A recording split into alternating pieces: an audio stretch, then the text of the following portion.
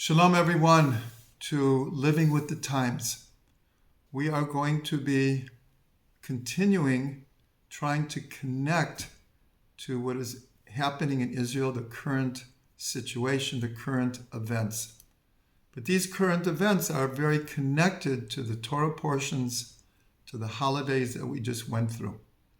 So last Shabbat, we read Parshat Bereshit. Bereshit, in the beginning. It's a time for newness, for renewal, on an individual level, a national level, a world, universal level. There's an energy of newness that can take place.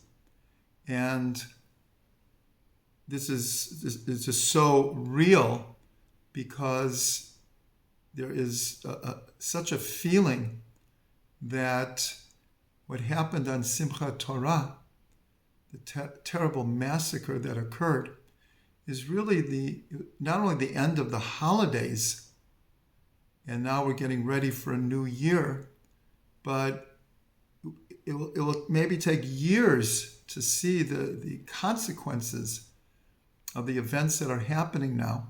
But there's no doubt that whatever was happening in Israel and the world that door is closed, and there's something new that has to happen. This is truly living with the times. We begin the Torah again, and there's a new reality. And as I said, it could take many, many years to play itself out, but that is the situation that we're in.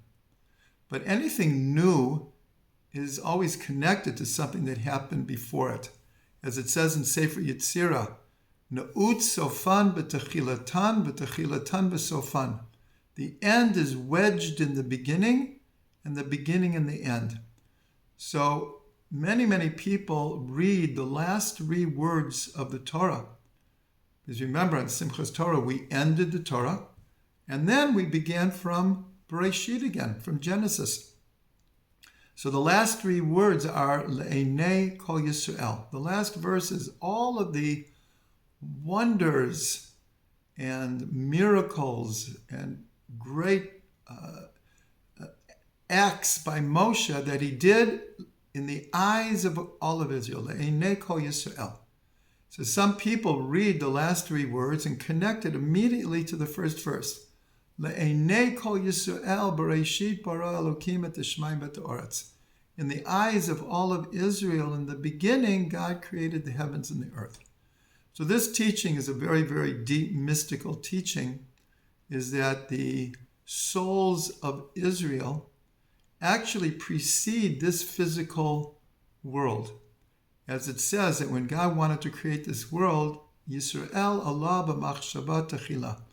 God's first thought and end game was the creation of the people of Israel and the introduction of Torah into the world. That's why the Rashi says that Bereshit, you can read it other than in the beginning, you could read it for the sake of the beginning.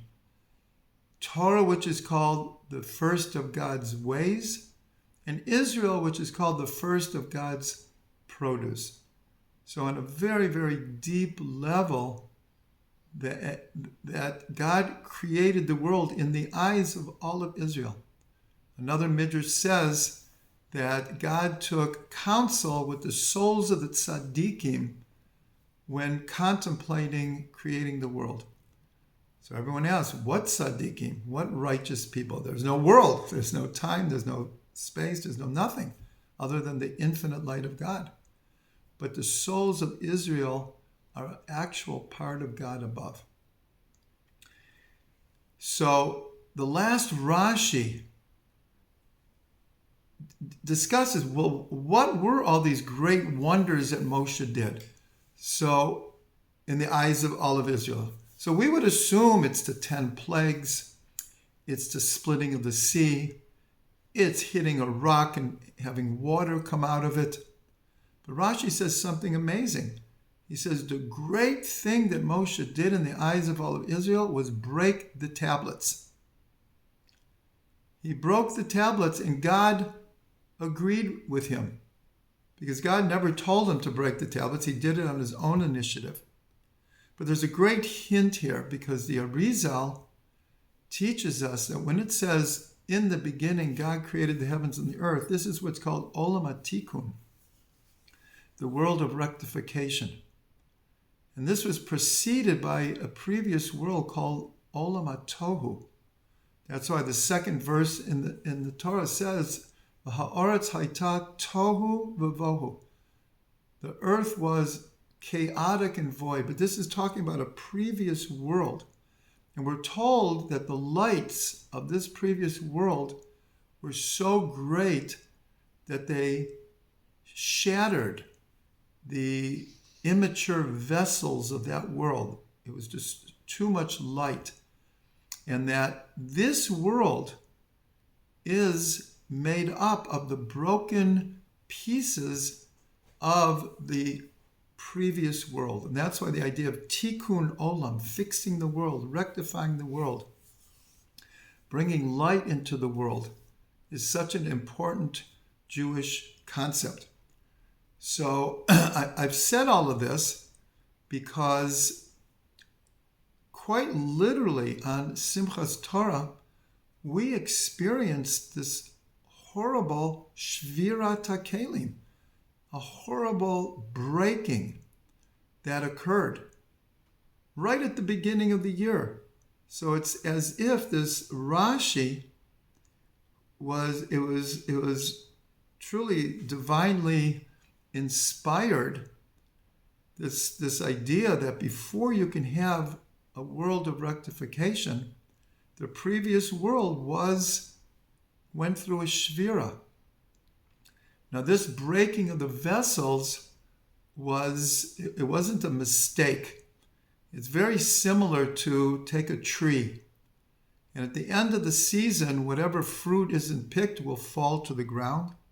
The leaves will fall to the ground, and it looks not just dormant, it looks almost dead. But all those materials, they will be absorbed in the earth, and they will create the life force for a new year of growth. So we're in a situation now that like one world ended and another world is beginning now. And we have to be able to see the brokenness as a sign for what has to come now. And we see this, there's a concept called Eit Ratzon, a time of favor. And this can apply to an individual or a country or the world, that there's certain times in our lives where, and it doesn't happen often, where all of the factors, all of the energy aligns itself in a way that we can make fundamental changes in our life. We can make big decisions. And the same thing in the life of a nation. Right now is an Eit Ratzon. There's like an opening here. It happens through the most tragic way we can imagine. But there's no doubt that there's an opening here. And there's a verse that says, using this word Eit Ratzon. Eit means a time. So there's another verse that says, Eit tzara hi liYaakov umimena yivashea. There is a time of pain, of sorrow, of challenge for Yaakov, and from it he will be saved. So the usual understanding is there is trouble and he'll be saved from it. But in a deeper way, even the most literal translation is that from the pain, from the challenge, from the test, will come the salvation, will come the redemption. And so we need to turn the whole situation around now. And there's another verse that we say every day, Rabot machshavot b'leivish, v'atzat Hashem hi takum. Many are the thoughts in the heart of a person, but the counsel or the advice of God, that is what will end up happening.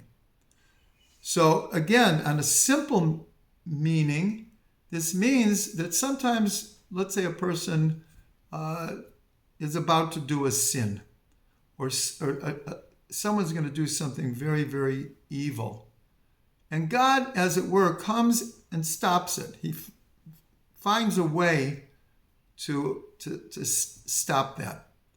But the way that God runs the world, he gave human beings free choice. He gave good people free choice, and he gave evil people free choice. And on Simchas Torah, very, very evil people had an agenda.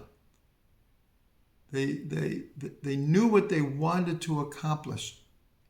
And so, what does it mean that the Atzat Hashem hi takum, that God is going to take that terrible event and he's going to turn it around with our help, of course.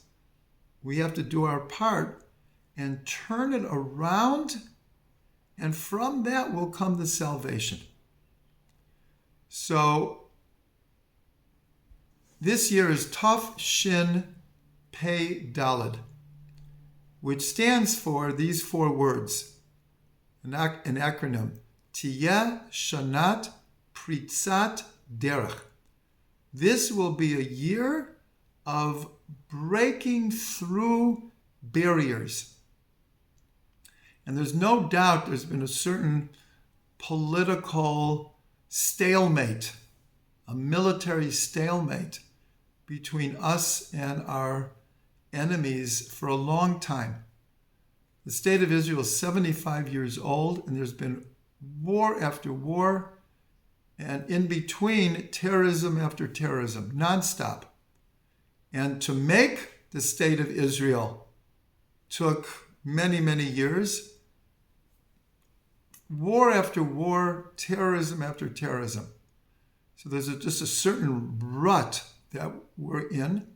Right now is an 8 ratzon that with God's help, we should all pray very, very strongly that we can turn it around, and we have to break this cycle of evil.